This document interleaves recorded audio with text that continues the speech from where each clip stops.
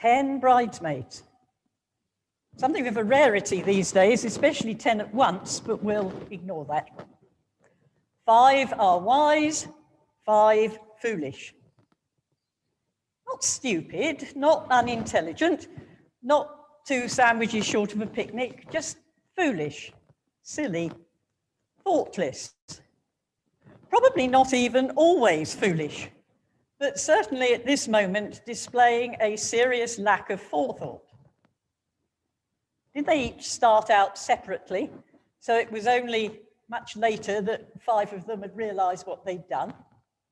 Or was there some sort of changing room full of bridesmaids, in which case someone surely said, oh, maybe I'd better take some spare lamp oil, and some of the others said, don't be silly, you won't need that.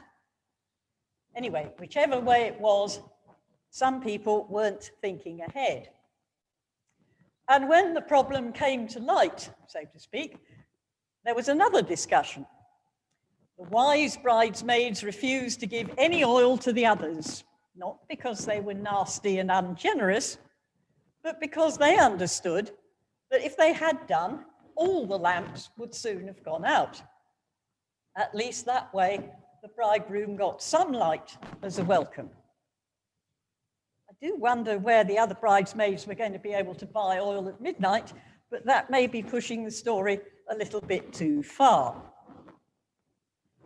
Now, there are interpretations of this story which focus on the need to keep faith alight and being ready to meet Jesus whenever he comes, as opposed to losing commitment because it seems to be a very long wait.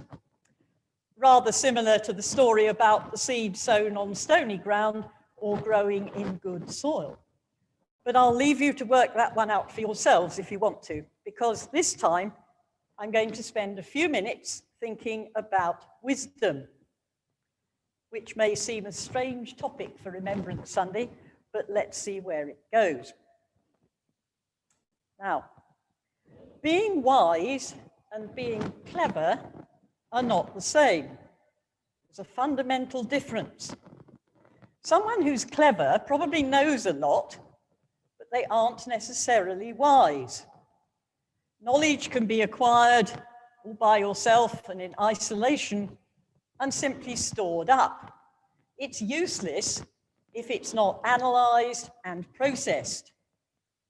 Wisdom, on the other hand, comes from experience. Knowledge is remembering that a tomato is a fruit. Wisdom is not putting it in a fruit salad. Wisdom comes from a combination of trying things for oneself and learning from other people. Now, I love Marmite. When I was about 5, I asked my mother if I could have a whole spoonful of Marmite. She said no. I asked why, and she said that it would make my mouth very sore. And not very long afterwards, finding myself alone with a spoon and the Marmite pot, I realised that I should have taken her word for it. We find ourselves in a world today where wisdom is called for. Some exists, together with vast amounts of information, much of which is inaccurate, and many areas in which knowledge is largely lacking. And we also have numerous experts and authorities trying to interpret it all and influence our behaviour in one direction or another. Today is an opportunity to remember. We shall shortly read out the names of the men and women of this parish who gave their lives in 2 world wars. We will remember, even though none of us now does literally have any memory of any of them. What we're doing with this remembering is developing our wisdom. Wisdom about the cruelty and irrationality of war and the horrors that one group of people can inflict on another group of people. Wisdom about the circumstances of those who fought, their obedience, their comradeship and their courage. About the acts of courage and bravery that won medals, and the countless more that must have gone unrecognized.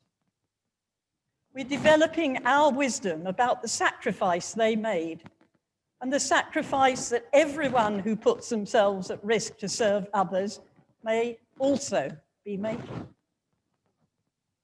We realize that this selflessness is shown by peacemakers and aid workers all over the world, by the members of our emergency services, by the paramedics who don't know if their patient has COVID-19, by the hospital porters and the cleaners and the cooks and the medical technicians who are at just the same risk of infection as doctors and nurses, by the bus driver who tries to cope with an overcrowded school bus, and the supermarket checkout operator behind a flimsy screen, and the delivery driver stretched to the limit by a punishing schedule, by home helps and social services staff and care home workers with inadequate protective equipment, by everyone who continues to work for others while being fearful and at risk for themselves.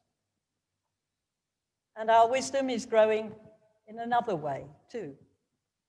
We are learning to remember and honor those who, although they didn't lose their lives, have been physically or mentally broken by their experiences. People whose former lives have been destroyed, not just for themselves, but for their families.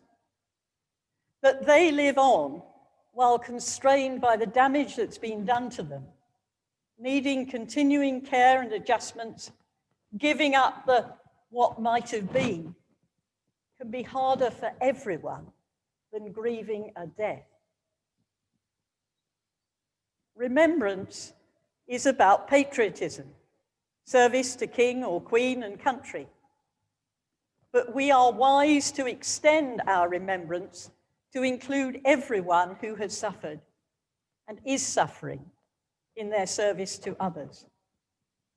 And because wisdom is refined and put to work through our experience, we have the responsibility, with the help of God, and as far as within our powers, to ensure that the lessons are learned, that the mistakes are not repeated, and that selflessness and sacrifice are recognized and honored wherever and whenever they occur. So let us remember them. Amen.